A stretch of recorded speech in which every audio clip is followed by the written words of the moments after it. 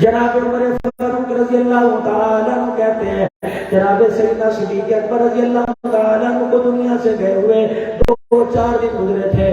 میں نبی کے ممبر کے ساتھ ٹیک لگائے بیٹھا ہوا تھا.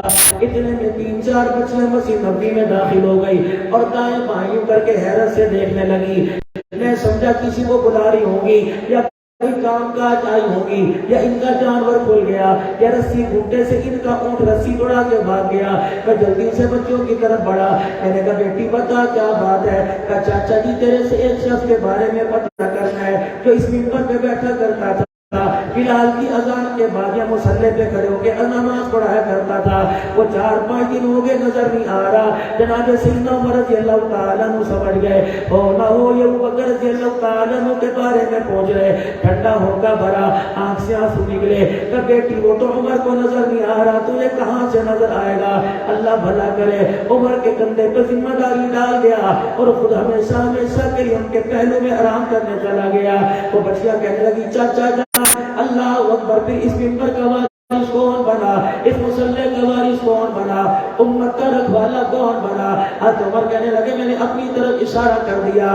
بچیوں نے میرا ہاتھ پکڑا اور مجھے مسجد سے لے کے باہر نکل آئی. فرمایا اگر امت تیرے حوالے کر کے گیا تو پھر یہاں فارغ کیوں بیٹھا ہے؟ چل ہمارے ساتھ چل. مدینے کی تنگی گلی میں سامنے کچے سے مکان میں رہ گئی اور بکریوں کے باڑے کا پردہ ہٹا دیا. سیدنا صدیق اکبر کہتے میرے ہاتھ میں جھاڑو پکڑا دیا. اللہ اکبر نے ہماری بکریوں کے جاڑے کی جھاڑو دے دے.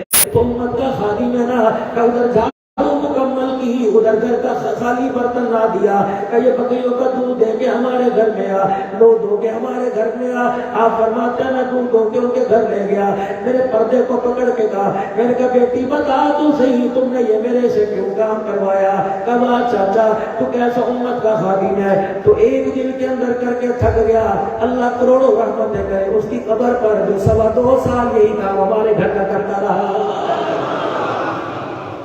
اب کہاں سے تلاش کریں ایسا حاکم ہے؟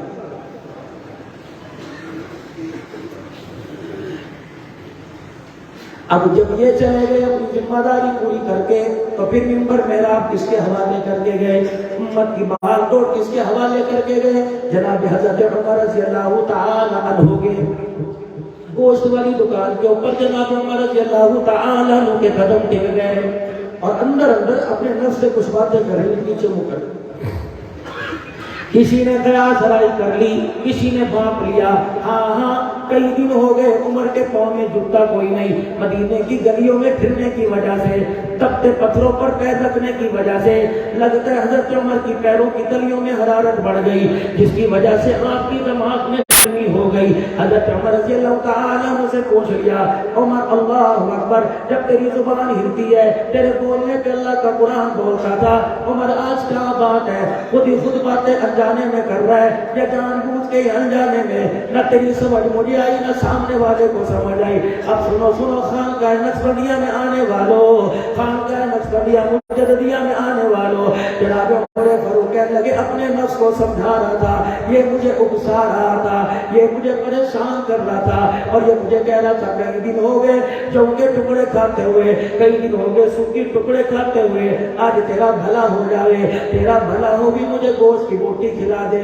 میں نے اپنے نفس کو سمجھایا میرے سے ایسی بھی مہان نہ کر, میرے سے ایسی بھی مہان نہ کر جس کو عمر پوری نہیں کر سکتا. اس قصے میں بھی کچھ نہیں, اس قصے میں بھی کچھ نہیں, اس جیل میں بھی کچھ نہیں. اب میرے نفس نے کہا تجھے تو دنیا جانتی ہے, تیرے روب سے تو ہر کوئی ڈرتا ہے, عمر اس گوشت والے سے ادھار کر لے, یہ تیرے پہ اعتبار کرے گا, کبھی تجھے انکار نہیں کرے گا. اللہ اکبر.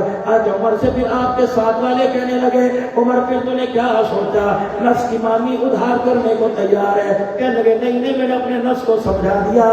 مسکرا کے آگے چلے گئے. عمر بتا تو صحیح تاکہ ہمیں بھی آسانی ہو جائے, تو نے اپنے نفس کو کیا سمجھایا؟ فرمانے لگے میں نے اپنے نفس کو کہہ دیا اس سے ادھار کروا کر مجھے کیوں شرمندہ کرنا چاہتا ہے, تو ہی مجھ سے ادھار کر لے, آج سوکھے ٹکڑوں پہ گزارا کر لے. تیرے سے وعدہ کرتا ہوں کل قیامت کے دن جنت کے دسترخوان پر محمد صلی اللہ علیہ وسلم کے ساتھ بٹھا کے تجھے کھلا دوں گا.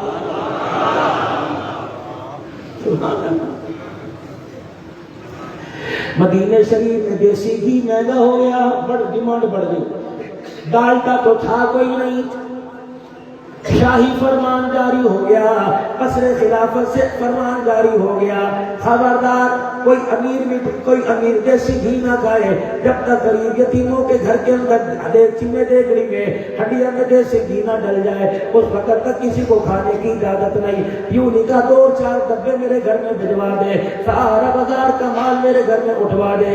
گھر چلے گئے اور اپنی بیوی سے جا کے کہنے لگے اے میری گھر والی اللہ تیرا بھلا کرے، آج کے بعد احتیاط کریو، نہ اپنے سالن میں نہ اپنی روٹی پہ نہ عمر کی روٹی سالن میں دیسی گھی لگائیو۔ گھر والی کہنے لگی عمر خدا تیرا بھلا کرے، نیا نیا کوئی فرمان لے کے آ جاتا ہے، آج دیسی گھی کھانے سے اللہ کی طرف سے منع ہو گئے یا کسی نے فتویٰ دے دیا کہ نہ فتویٰ ملا نہ حلال نہ حرام کی بات ہے۔ آج مدینہ شریف میں دیسی گھی کی ڈیمانڈ بڑھ گئی، غریب یتیم فقیر بیوہ مسکین دیسی گھی نہیں لے سکتے۔ میں نے بھی فیصلہ کر لیا کہ آج کے بعد عمر کے دسترخوان پر اس وقت تک دیسی گھی نہیں آئے گا جب تک ہر گھر میں دیسی گھی نہیں پہنچ جائے گا۔ گھر والی کہنے لگی عمر اللہ تیرا بھلا کرے، مجھے زیتون کھلا، بچوں کو زیتون کھلا دے، عبداللہ بن عمر بھی زیتون کا تیل استعمال کرے گا، لیکن جب سے دلہن بن کے تیرے گھر میں آئی مجھے پتا ہے تیرا میدا دیسی گھی تیرا میدا زیتون قبول نہیں کرتا، تو اسے منع بھی نہیں کرتا، لیکن تیرے سے برداشت نہیں ہوتا کہ بس برداشت ہو یا نہ ہو مجھے اپنے آپ کو سمجھانا پڑے گا۔ پہلا دن ہوا زیتون کے تیل کا سالن کھایا، ساری رات نبی کا عمر پریشان تھا، 3-4 دن ایسے گزر گئے، پیٹ کے اندر بل پڑ گئے، میدے میں ڈسٹربنس پیدا ہو گئی، میدے کے اندر مروڑیاں پیدا ہو گئی، جہاں بیٹھتے پیٹ سے گڑ گڑ کی آواز آتی، پیٹ سے گڑ گڑ کی آواز آتی، تنگ آمد بھجن آمد۔ جناب عمر رضی اللہ تعالیٰ نے 17 قیمت والا اپنا کرتا اٹھا لیا اور اپنے پیٹ کے ماس کو پکڑ کر زور سے غصے میں 3-4 تھپڑ اپنے پیٹ پہ مارے کہ تجھے سمجھ نہیں آتی عمر کو کیوں پریشان کرتا ہے، مصلی پر کھڑے ہونے سے مخلوق خدا کی خدمت میں کیوں آر بنتا ہے، کیوں دیوار بنتا ہے۔ میں نے تجھے سمجھا بھی دیا نہیں کھلاؤں گا، اچھا پھر تیری مرضی، میں اپنے پہ جبر کر کے دکھاؤں گا، صبر کر کے دکھاؤں گا، جتنا مرضی رو لے، اور تھپڑ مار کے فرمایا جتنا مرضی رو لے، جب تک مدینے کے غریب کے دسترخوان پہ دیسی گھی نہیں جائے گا عمر کے حلق کے نیچے بھی دیسی گھی کا چمچہ نہیں آئے گا۔